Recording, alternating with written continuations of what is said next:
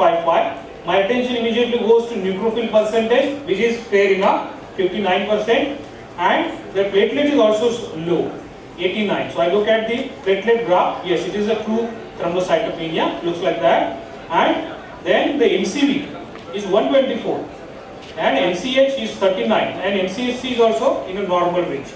So this looks like a hemoglobinate cell, but it's much larger. So MCV is increased, the differential is, yes, you are almost right, megaloblastic. And this is what happens. Most of you do hesitate a lot when it comes to megaloblastic.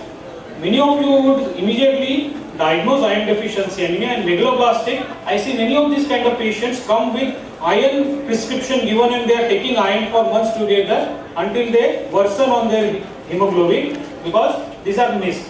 So MCV increase is a particularly above 105 or 110 is almost diagnostic of megaloblastic anemia. And megaloblastic anemia, once it is severe, fails to cause pancytopenia.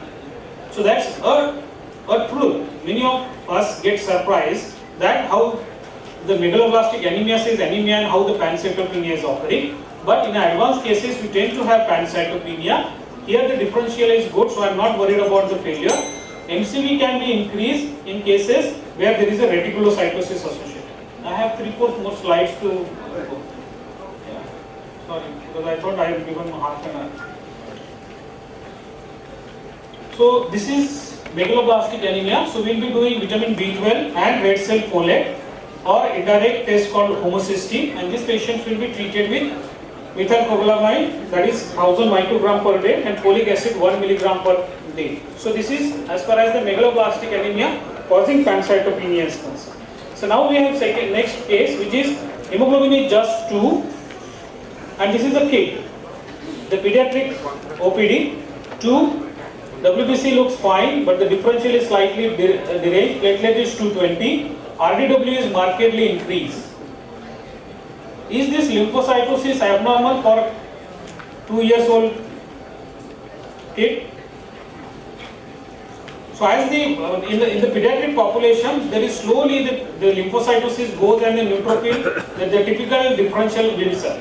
So this should not be an alarming situation, but the hemoglobin which is low, and then this is something which is showing that there is a hypochromic microcytic anemia, but then RDW is very high. And when we look at the peripheral smear, we think about the thalassemia region. So I just included this case just to tell you that all microcytic hypochromic may not be iron deficiency anemia, and there could be different spectra.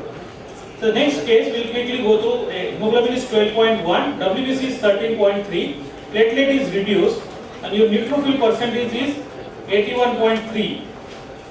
And but the platelet graph shows there is no single peak, and there are multiple platelets, and on peripheral smear you look that there are large platelets which are seen, and that is leading to sugar thrombocytopenia, the large platelet.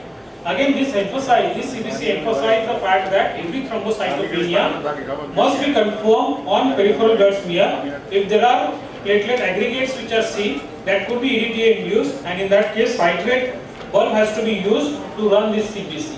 So these are giant platelets, or this could be the platelet clumps. These are two important regions because of which the spurious or pseudo thrombocytopenia occurs. Hemoglobin is 10.3, WBC here is 28,340, platelet is reduced, and the counter, this is a 5-part slip, has refused to give any differential. So this is a situation where it is very alarming, saying that now this differential is looking, the WBC differential is looking into the immature zone. Many of these kind of CBCs from the peripheral lab will be reported as a lymphocytosis until they come to us, and when we see the peripheral smear, then they are all blasts. So this patient ultimately turned out to be acute lymphoblastic leukemia. So not that all CBCs can be very straightforward. There the interpretation here, the counter has refused, and the onus is put on the hematologist or pathologist, saying that you do the differential. The next case again has a pancytopenia kind of situation. Hemoglobin is 5.3, platelet is reduced, and WBC is also lowish. But here the platelet, although the WBC seems to be fine, again the counter has refused to give the differential. Here we do the differential and find that this is an acute myeloid leukemia. So these are different type of leukemias. So this will be subleukemic leukemia.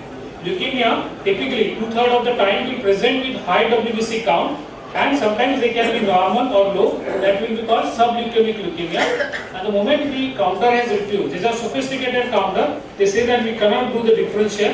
Here the immature cells are seen, and this is a myeloid, acute myeloid leukemia. Coming to the next case, 5.3 hemoglobin, 1,08,000 is the count, platelet seems to be fine, 148. And the differential which is given, here this is not given, but the differential given by the hematologist says there are 1% blast, there is a shift to left, there are 1% basophil. What is this case could be?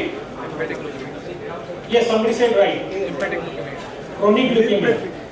So now chronic leukemias we have CML and CLL. So we have a indolent presentation with increased WBC count, and where it says that it is shift to left with myeloid series, then it is likely that it is chronic myeloid leukemia. And if it is lymphocytosis, in that case it becomes CLL, that is chronic lymphocytic leukemia.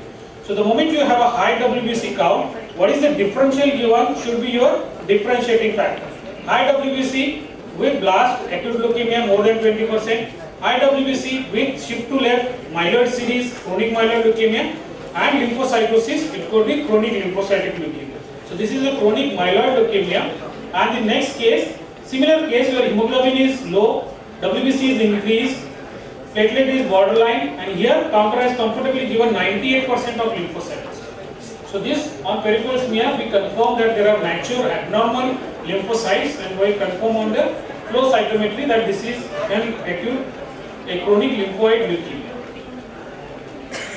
Thank you for your patient listening. So these are some of the cases which I could have a representation of some of the cases, but CBC should be your ongoing exercise. The moment you ask somebody for CBC, when they come back with the results, it should be as interesting as ECG, to try to find out or extract maximum information out of the CBCs. These are now very intelligent machines.